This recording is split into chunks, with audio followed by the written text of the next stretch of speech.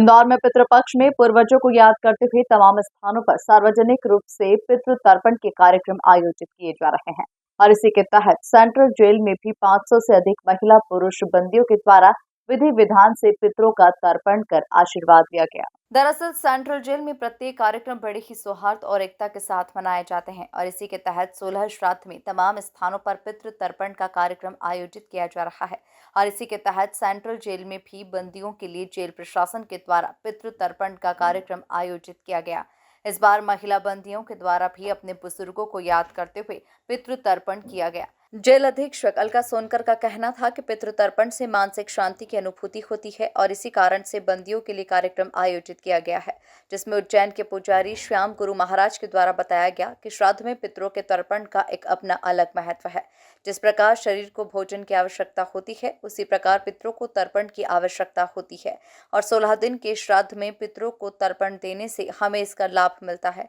वहीं गया की शुद्ध मिट्टी और जल लाया गया और उसी से बंदी भाई अपने पितरों का तर्पण कर रहे हैं। इस बार अनोखी बात यह है कि महिलाओं को भी इस पितृ तर्पण में शामिल किया गया है और महिलाएं भी अपने पूर्वजों का तर्पण कर रही है। सबसे बड़े जो हमारे पूजनीय होते हैं वो हमारे पितृ ही होते हैं और यदि किसी व्यक्ति के ऊपर उनके पितरों का आशीर्वाद है तो आप समझ सकते हैं कि वो व्यक्ति का पूरा जीवन जो है सुखी रहता है, स्वस्थ रहता है और अपने पितरों के लिए भगवान ने भी विशेष रूप से महत्व देते हुए एक पूरा जो है हमें पखवाड़ा मिलता है। हम अपने पूर्वजों को उनका आवाहन करते हैं, उन्हें बुलाते हैं और उनसे आशीर्वाद प्राप्त करते हैं और जाने अनजाने यदि किसी कारणवश हमसे ऐसी कोई गलती हो गई है जिससे हमारे पितृ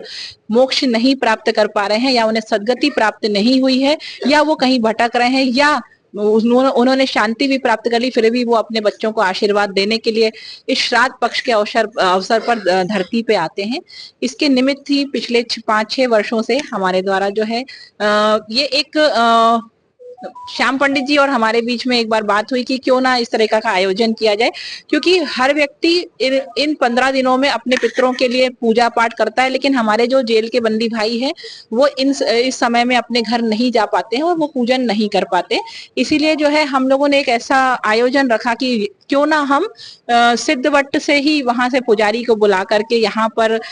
जो है पूजा कराएं और सभी बंदी इसमें जो है जिनको अपने पितरों के लिए पूजन करनी है उसमें शामिल हो सके। इसी के